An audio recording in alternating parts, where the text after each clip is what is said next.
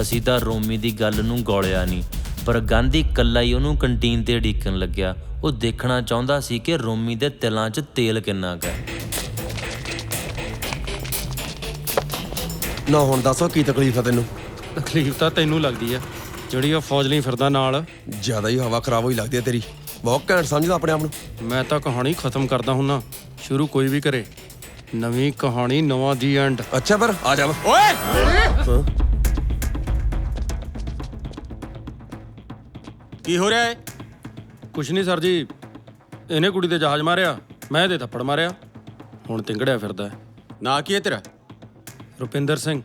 ਰੁਪਿੰਦਰ, ਤੂੰ ਮੇਰੇ ਨਾਲ ਚੱਲ, ਨਾਲੇ ਬੰਦੇ ਬਣ ਜਾਓ, ਮੈਂ ਤੁਹਾਨੂੰ ਦੱਸਾਂ। ਚਲਾ।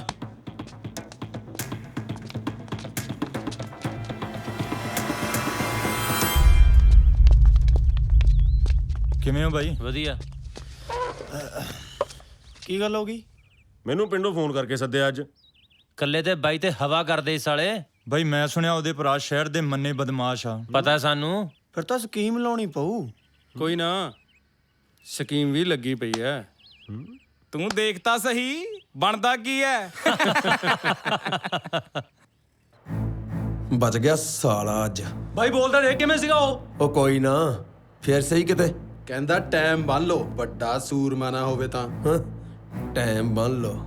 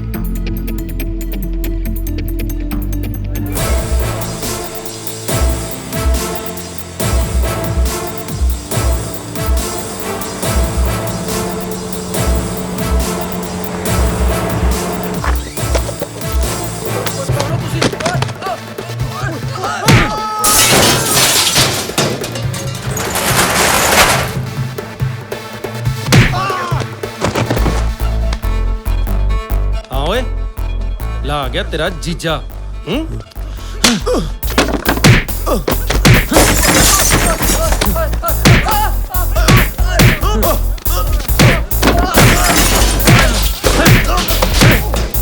ਬੋਲਦਾ ਕੀ ਸੀ? ਗਲਤੀ ਹੋ ਗਈ ਬਾਈ। ਕੀ ਬੋਲਦਾ ਸੀ? ਮਾਫ ਕਰ ਦੇ ਬਾਈ।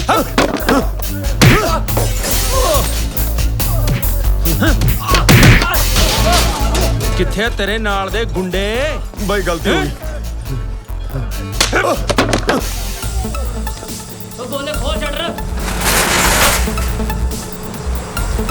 ਸਾਡੇ ਤੇ ਪਹਿਲੀ ਵਾਰੀ 26 ਤੇ 452 ਦਾ ਪਰਚਾ ਉਦੋਂ ਪਿਆ, ਪਰ ਪੇਪਰਾਂ ਤੋਂ ਪਹਿਲਾਂ ਹੀ ਰਾਜੀਨਾਮਾ ਹੋ ਗਿਆ।